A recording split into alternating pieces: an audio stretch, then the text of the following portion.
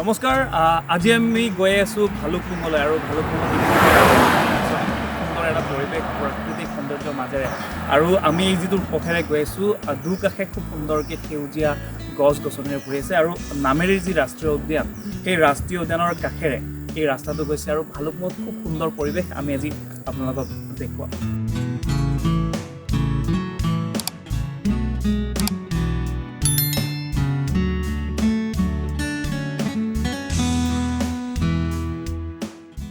এয়া হৈছে ভালুকপুঙলৈ যোৱা যি প্ৰৱেশ পথ আৰু এটা সুন্দৰ ৰাস্তা আৰু এই ৰাস্তাৰে আমি যাত্ৰা আৰম্ভ কৰিব ওলাইছোঁ।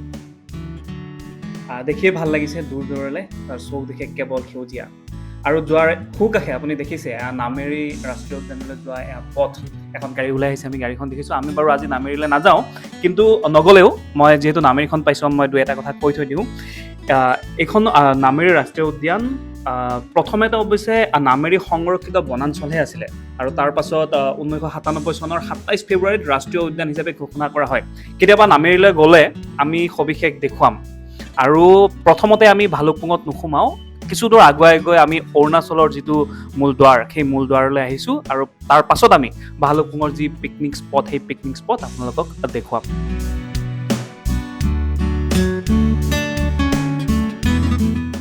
আপোনালোকে মোৰ পিছফালে যি দেখি আছে এয়া হৈছে অৰুণাচললৈ যোৱা পথ আৰু এই পথেৰেই অৰুণাচল ইয়াতেই শেষ হয় অসম। ভালুকপুঙৰ যিটো পিকনিক স্পট সেই পিকনিক স্পটটোৰ পৰা আপোনালোকে কিছু দূৰ আগুৱাই আহিয়ে এইখন গেট পাব আৰু এই গেটৰ তলেৰে অৰুণাচললৈ আপোনালোকে যাব পাৰিব আৰু এই পথেৰে অহা যোৱা কৰে অৰুণাচলী আৰু অসমৰ লোকসকলে।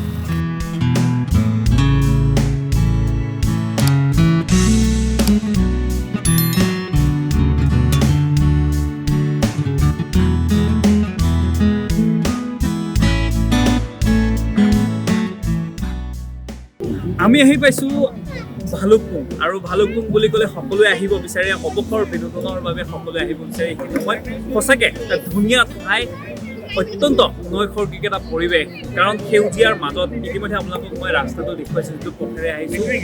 দুকাষে সেউজীয়া কেৱল গছ গছনিৰ মাজেৰে ভৰপূৰ আৰু এই য'ত পিকনিক স্পট যিসকলে ইয়াতে বনভোজ খাবলৈ আহে তেওঁলোকে অৱসৰ বিনোদনৰ বাবে কিছু সংখ্যকে পৰিয়ালৰ সৈতে আহে বা যিকোনো সময়ত তেওঁলোকে বন্ধুৰ সৈতে আহিব পাৰে। মুঠতে ইয়াতে আহি তেওঁলোকে পিকনিক খাই অকণমান সময় উপভোগ কৰে আৰু মোৰ কাষেৰে বৈ গৈছে এয়া হৈছে অৰুণাচলৰ পৰা বৈ অহা কামেং।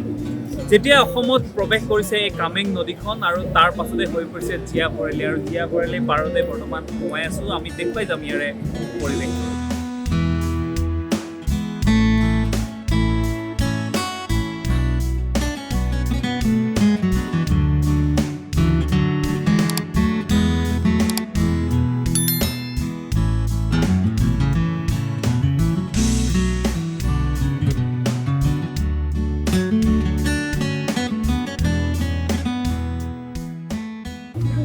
এইখন হৈছে জীয়া ভৰালী আৰু জীয়া ভৰালী পাৰতে সকলোৱে এতিয়া বনভোজ খাবলৈ আহিছে। তো ডিচেম্বৰ জানুৱাৰী আমি যদি চাওঁ যথেষ্ট ভিৰ হয় এই ঠাইখনত।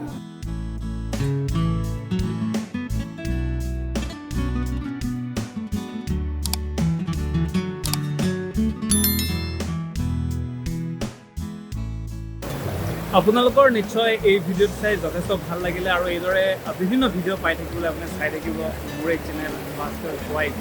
বিভিন্ন ঠাইৰ বিষয়ে আপোনালোকক জনাই যাম, লগতে দেখুৱাই যাম সেই ঠাইসমূহৰ সামগ্ৰিক পৰিৱেশ। ধন্যবাদ।